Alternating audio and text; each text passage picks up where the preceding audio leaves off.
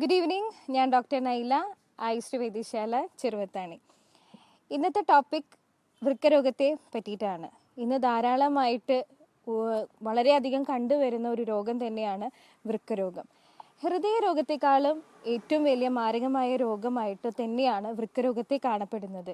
കാരണം എന്താണെന്ന് വെച്ച് കഴിഞ്ഞിട്ടുണ്ടെങ്കിൽ, ഒരിക്കൽ വൃക്കരോഗം വന്നു കഴിഞ്ഞാൽ ജീവിതകാലം മുഴുവനും ആ രോഗി ചികിത്സ തേടേണ്ട ഒരു അവസ്ഥയാണ് കണ്ടുവരുന്നത്.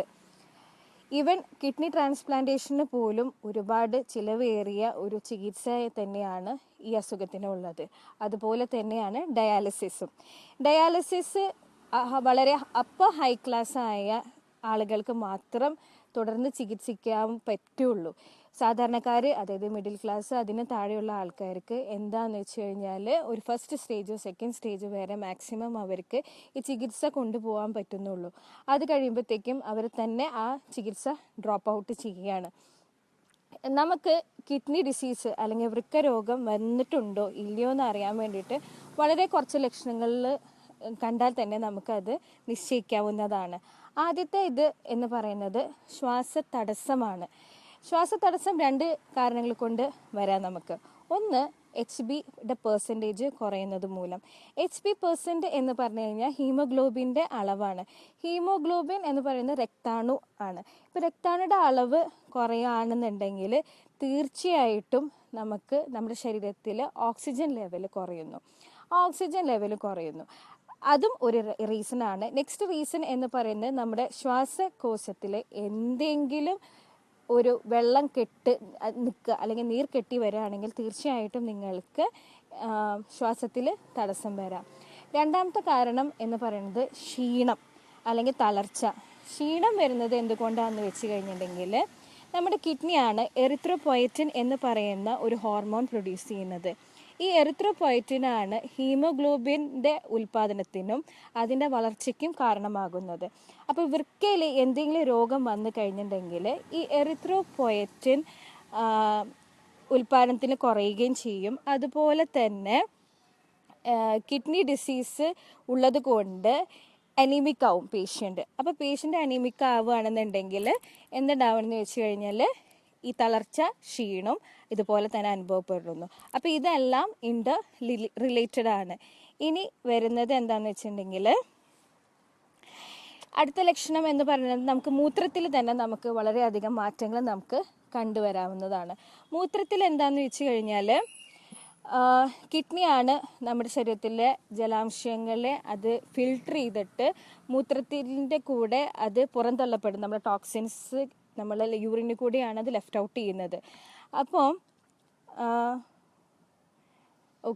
അപ്പോൾ എന്തുണ്ടാവുമെന്ന് വെച്ച് കഴിഞ്ഞാൽ, അപ്പോൾ കിഡ്നിക്ക് എന്തെങ്കിലും ഫങ്ഷനിങ്ങിൽ എന്തെങ്കിലും കുറവ് വരികയാണ് അല്ലെങ്കിൽ തകരാറ് വരികയാണെന്നുണ്ടെങ്കിൽ ഈ മൂത്രത്തിലൂടെ നമുക്കത് സിമ്പിളായിട്ട് നമുക്കതിൽ നിന്ന് മനസ്സിലാക്കാൻ കഴിയും. ആദ്യത്തെ ലക്ഷണം എന്ന് പറഞ്ഞു കഴിഞ്ഞാൽ, ഉറങ്ങുന്ന സമയത്ത്, അതായത് നല്ലൊരു ഡീപ്പ് സ്ലീപ്പ് നമുക്ക് കിട്ടില്ല. ഇടയ്ക്ക് നമ്മൾ മൂത്രം ഒഴിക്കാൻ വേണ്ടി എഴുന്നേൽക്കേണ്ടതായിട്ട് വരുന്നു.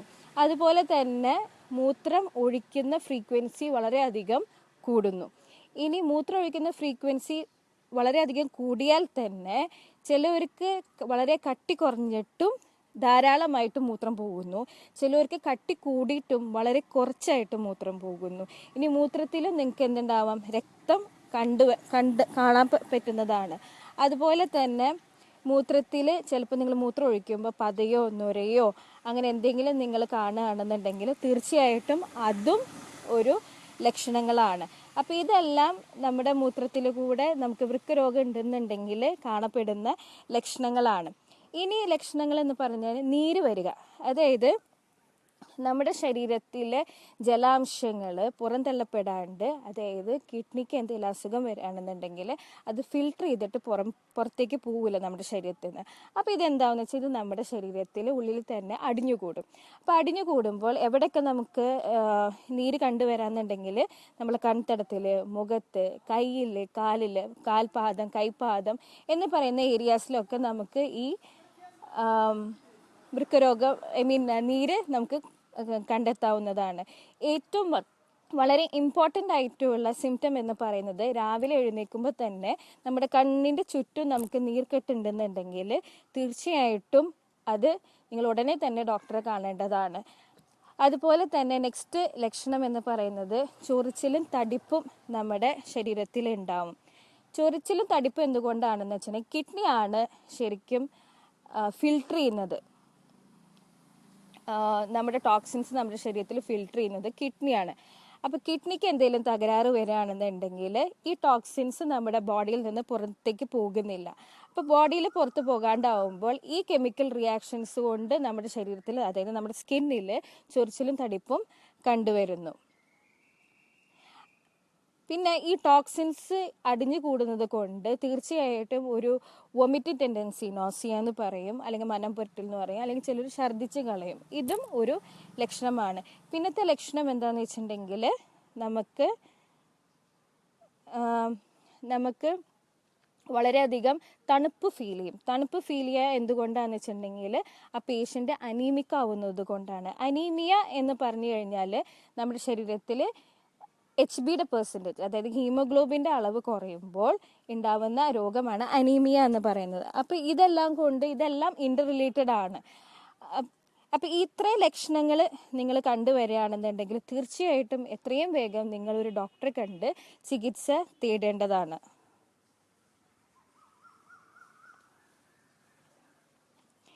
ഇനി വൃക്കരോഗം വരാനുള്ള കാരണങ്ങൾ. വൃക്കരോഗം വരാനുള്ള ഏറ്റവും മെയിൻ കാരണം എന്ന് പറയുന്നത് പ്രമേഹം തന്നെയാണ്. 60% അസുഖം വരുന്നത് പ്രമേഹം കൊണ്ടും BP, അതായത് ഹൈ ബ്ലഡ് പ്രഷറും കൊണ്ടുമാണ്.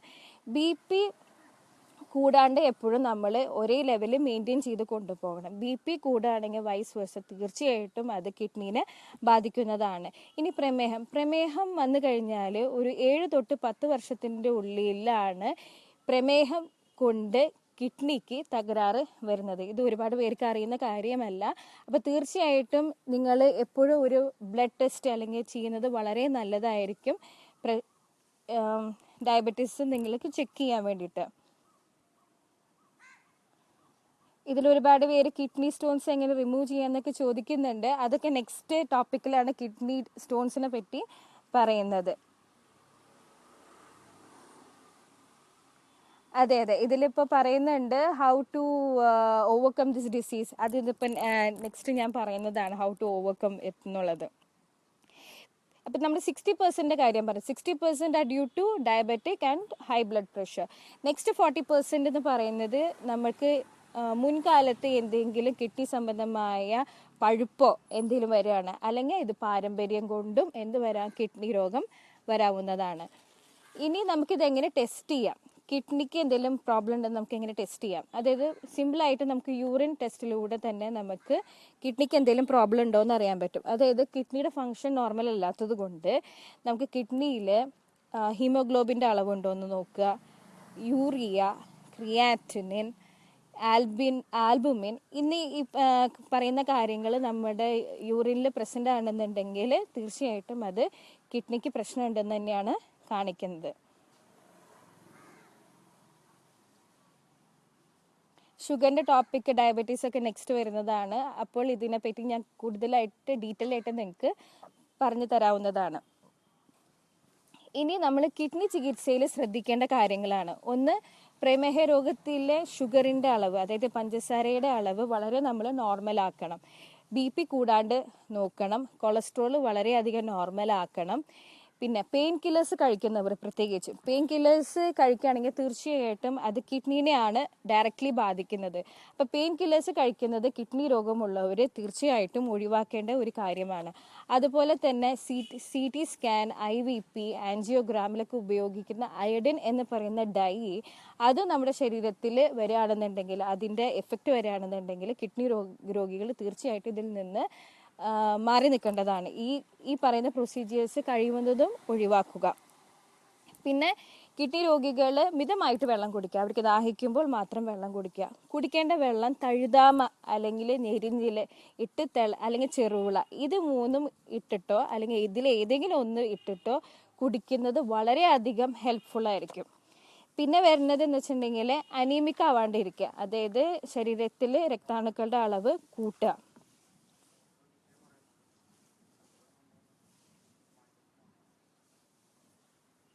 ഓക്കെ. സോ അതുപോലെ കാൽഷ്യം അടങ്ങുന്ന മീനുകളും ഫുഡ്സും നമുക്ക് കഴിക്കാവുന്നതാണ്. കിഡ്നി രോഗമുള്ളവർ കരിക്കും വെള്ളം അധികം കുടിക്കാൻ പാടില്ല, കുടിക്കാണ്ടിരിക്കുകയാണ് നല്ലത്. കാരണം എന്താണെന്ന് വെച്ചാൽ കരിക്കിൽ പൊട്ടാഷ്യത്തിൻ്റെ അളവ് കൂടുതലാണ്. ഈ പൊട്ടാഷ്യം ടൈപ്പ് ഓഫ് എലമെൻറ്റ്സ് നമ്മുടെ കിഡ്നിക്ക് എന്താ പറയുക, ഡൈജസ്റ്റ് ചെയ്യാൻ പറ്റാത്തത് കൊണ്ടാണ്, അല്ലെങ്കിൽ ഫിൽട്ടർ ചെയ്യാൻ പറ്റാത്തത് കൊണ്ടാണ് ഇവിടെ പറയുന്നത് കരിക്ക് വെള്ളം കഴിക്കരുത് എന്ന് പറയുന്നത്. ഇനി നമുക്ക് ഈ കിഡ്നി ഡിസീസ്, അലർജിനെ പറ്റി പറയാവുന്നതാണ്, കൊളസ്ട്രോളിനെ പറ്റി പറയാവുന്നതാണ്, ഹോസ്പിറ്റൽ ഡീറ്റെയിൽസ് എല്ലാം ലാസ്റ്റ് പറയുന്നതാണ് കേട്ടോ. അപ്പോൾ ഈ കിഡ്നി ഡിസീസ് നമുക്ക് ട്രീറ്റ് ചെയ്യാൻ വളരെ അലോപ്പതിയിൽ 2 ടൈപ്പ് ഓഫ് ട്രീറ്റ്മെൻറ്റ്സ് ആണ് പറയുന്നത്.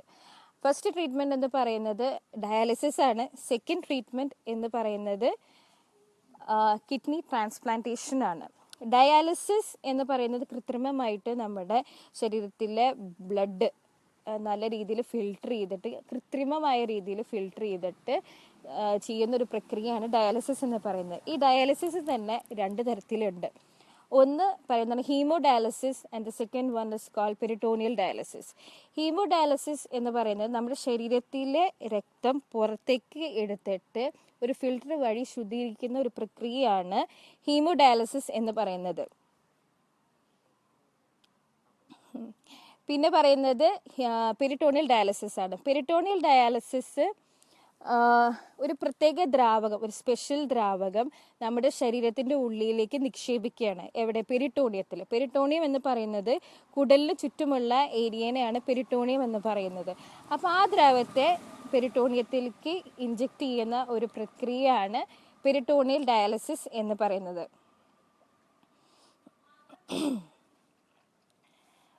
ഇനി ആർക്കൊക്കെ കിഡ്നി ഡിസീസസ് വരാം? അതായത് പ്രമേഹമുള്ളവർക്ക് വരാം, പ്രായമുള്ളവർക്ക് വരാം, BP കൂടുതലുള്ളവർക്ക് വരാം, കൊളസ്ട്രോൾ കൂടുതലുള്ളവർക്കും ഇത് വരുന്നതാണ്.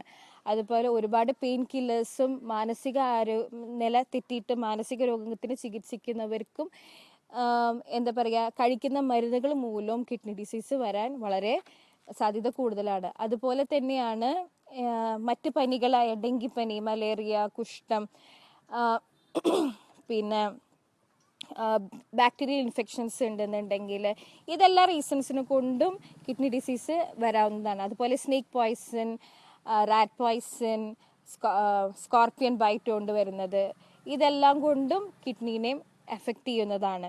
ഇനി ഇതൊക്കെ നമുക്ക് എങ്ങനെ തടയാം? അതായത് വ്യായാമം കൊണ്ട് നമുക്ക് നല്ല രീതിയിൽ നമുക്ക് കിഡ്നി ഡിസീസ് പ്രിവെൻറ്റ് ചെയ്യാം. അതുപോലെ നമ്മൾ കഴിക്കുന്ന ഭക്ഷണ പദാർത്ഥങ്ങൾ, അതായത് നല്ല രീതിയിലുള്ള ഓർഗാനിക് ആയിട്ടുള്ള വെജിറ്റബിൾസ് കഴിക്കുക. അതുപോലെ തന്നെ ആൽക്കഹോൾ ഒഴിവാക്കുക, ആസിഡ്സ് ഒഴിവാക്കുക. ഇങ്ങനെയൊക്കെ ചെയ്ത് കഴിഞ്ഞാൽ തീർച്ചയായിട്ടും നമുക്ക് കിഡ്നി ഡിസീസിൽ നിന്ന് ഒരു മുക്തി കിട്ടാവുന്നതാണ്.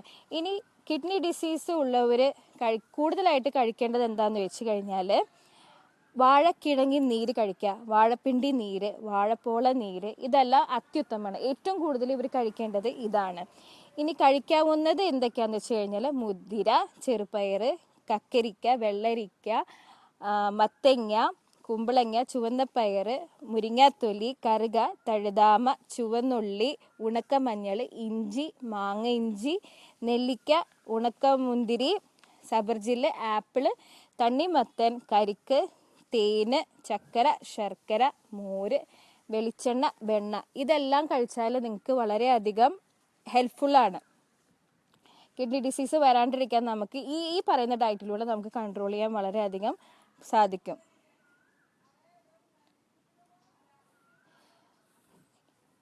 പിന്നെ തൽക്കാലം കഴിക്കാൻ പാടില്ലാത്തതെന്ന് വെച്ചിട്ടുണ്ടെങ്കിൽ ചാമ, തിന, ഉഴുന്ന്, എള്ള്, കടുക്, കൂണ്, വെണ്ടയ്ക്ക, ചുവന്ന ക്യാബേജ്, ചുവന്ന ചീര, കോളിഫ്ലവർ, കൂർക്ക, ചേമ്പ്, ചെറുകിഴങ്ങ്, കാവത്ത്, കാച്ചിൽ, ചേന, പച്ചമുന്തിരി, ഓറഞ്ച്, മുസമ്പി, മാമ്പഴം, വാഴപ്പഴം, പപ്പായ, കൈതച്ചക്ക, ബദാം, അണ്ടിപ്പരിപ്പ്, ചെറുനാരങ്ങ, വലിയ നാരങ്ങ, കൽക്കണ്ടം, പഞ്ചസാര, മധുര പാനീയങ്ങൾ, ബേക്കറി പലഹാരങ്ങൾ, ജാം, പാല്, ഇതെല്ലാം ഒഴിവാക്കുക. പിന്നെ തീരെ പാടില്ലാത്തതാണ് ക്യാബേജ്, ചീര, വെളുത്തുള്ളി, ചേമ്പിൻ തണ്ട്, അച്ചാറ്, വിനാഗിരി, മദ്യം, മുട്ട, ചെമ്മീൻ, ഞണ്ട്, അതായത് കടൽ മത്സ്യങ്ങളൊന്നും കഴിക്കാൻ പാടില്ല. അതായത് പിന്നെ വലിയ മൃഗങ്ങളുടെ മാംസം കഴിക്കാൻ പാടില്ല, പുകവലി, മുറുക്കാൻ. ഇതെല്ലാം നിങ്ങൾ തീർച്ചയായിട്ടും ഒഴിവാക്കിയാൽ നിങ്ങൾക്ക് നല്ല രീതിയിൽ കിഡ്നി ഡിസീസ് വരാണ്ടിരിക്കാൻ തന്നെ നിങ്ങൾക്ക് പ്രിവെൻറ്റ് ചെയ്യാൻ പറ്റും. ഇതൊക്കെയാണ് natural way of getting prevented from kidney disease എന്ന് പറയുന്നത്. ഞാൻ ആയുർവേദ ഡോക്ടറാണ്, അലോപ്പതി ഡോക്ടറല്ല. ആയുർവേദത്തിൻ്റെ മെഡിസിനെ ഇവിടെ പറ്റി കുറ്റം പറയുന്നതും അല്ല, ചികിത്സ രീതികളെ നമ്മൾ ഇതാക്കി പറയുന്നതല്ല. സിവിയറായിട്ട് കണ്ടീഷൻസിൽ തീർച്ചയായിട്ടും ഡയാലിസിസ് ചെയ്യുന്നത് തന്നെയാണ് നല്ലത്.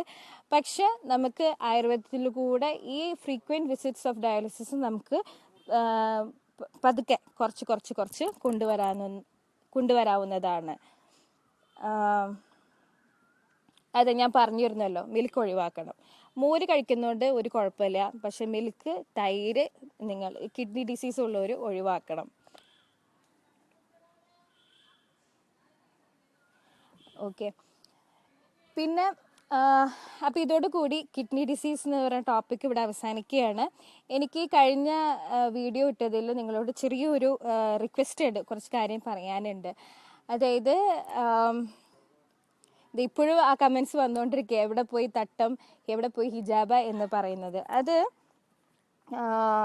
എൻ്റെ തലയിൽ തട്ടുണ്ടോ തട്ടില്ലേ, എൻ്റെ വസ്ത്രധാരണയെ പറ്റി എൻ്റെ മാതാപിതാക്കൾക്ക് ഒരു കുഴപ്പമില്ല.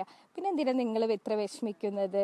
ഞാൻ നിങ്ങളുടെ മുമ്പിൽ നല്ല രീതിയിൽ തന്നെയാണ് ആദ്യം ഹിജാബൊക്കെ ഇട്ടിട്ട് വന്നിരുന്നത്. എന്നിരുന്നാൽ പോലും നിങ്ങളിൽ ചില ആൾക്കാർ, എല്ലാവരും ഞാൻ ഉദ്ദേശിക്കുന്നില്ല, ചില ആൾക്കാരുടെ വൃത്തികെട്ട ഫോൺ കോൾസും മെസ്സേജസും കാരണം എനിക്കൊരു കാര്യം മനസ്സിലായി.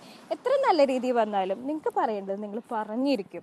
അതൊരാൾ വിചാരിച്ചാലും തടയാവുന്ന കാര്യമേ അല്ല. പിന്നെ ഞാൻ നിങ്ങളുടെ മുമ്പിൽ വരുന്നത് എൻ്റെ ശരീരം പ്രദർശിപ്പിക്കാനോ അല്ലെങ്കിൽ എൻ്റെ അവയവങ്ങളെ പറ്റി പറഞ്ഞാൽ കേൾക്കാനേ അല്ല, അല്ലെങ്കിൽ എൻ്റെ മതം നിശ്ചയിക്കാനോ അല്ല. എൻ്റെ മതം എന്താണെന്ന് എനിക്ക് നന്നായി അറിയാം. ഓക്കെ, അതുകൊണ്ട് ഞാനിവിടെ നിങ്ങളുടെ മുമ്പിൽ വരുന്നത് ഹെൽത്ത് റിലേറ്റഡ് ആയിട്ടുള്ള ടോപ്പിക്ക് പറയാനാണ്. ഹെൽത്തിനെ പറ്റി കേൾക്കാൻ താല്പര്യമുള്ളവർ കേൾക്കുക, അല്ലാത്തവർ നിങ്ങൾ കേൾക്കണ്ട. നല്ല ഇൻഫോർമേഷൻസ് നിങ്ങൾ സ്വീകരിക്കുക. പൊട്ടയാണെന്നുണ്ടെങ്കിൽ നിങ്ങൾ തിരസ്കരിക്കുക. ഇത്രയേ ഉള്ളൂ. ഇത് സിമ്പിളായിട്ടുള്ള ഒരു കാര്യമാണ്. ഇനി ഞാൻ വരുന്ന വേഷം ഇങ്ങനെ തന്നെയായിരിക്കും. അതുകൊണ്ട് കണ്ട് ഞാൻ തട്ടിട്ടില്ല എന്ന് പറഞ്ഞിട്ട് വിഷമിക്കുന്നവർ എൻ്റെ വീഡിയോ കാണണമെന്ന് ഞാൻ ഒരിക്കലും പറയുന്നില്ല. ഞാൻ ഇങ്ങനെ തന്നെയാണ് വരാൻ പോകുന്നത്. ഇതിൽ ഒരുപാട് ഐ ലവ് യു ചേച്ചി എന്നൊക്കെ പറയുന്നുണ്ട്, ലവ് യു ടു, അത്രേ എനിക്ക് പറയാൻ പറ്റുള്ളൂ. ഓക്കെ, അപ്പോൾ എൻ്റെ ഹോസ്പിറ്റൽ പേര് ഐശ്വര്യ വൈദ്യശാല, ചെറുവത്താനി PO, കുന്നംകുളം, തൃശ്ശൂരാണ്. വിളിക്കേണ്ട നമ്പർ 9539902502 എന്ന് പറയുന്ന നമ്പറിൽ വിളിച്ചിട്ട് വേണം അപ്പോയിൻമെൻറ്റ് എടുക്കാൻ. അതുപോലെ വേറൊരു മുന്നറിയിപ്പും കൂടിയുണ്ട്. ഈ വൃത്തികെട്ട രീതിയിൽ കോൾ ചെയ്യുന്നതും മെസ്സേജ് ചെയ്യുന്നതും നിങ്ങൾക്കൊരു ജാഗ്രത, ഒരു വാർണിംഗ് ആണ്. കാരണം ഇതെല്ലാം സൈബർ സെല്ലിൽ കൊടുക്കുന്നതാണ്. നിങ്ങൾ ട്രേസ് ഔട്ട് ചെയ്ത് നിങ്ങൾക്ക് പണിഷ്മെൻറ്റ് കിട്ടുന്നതാണ്. അതുകൊണ്ട് മെസ്സേജ് അയക്കുമ്പോഴും വിളിക്കുമ്പോഴും ഒന്ന് സൂക്ഷിക്കുന്നത് നല്ലതാണ്. Thank you.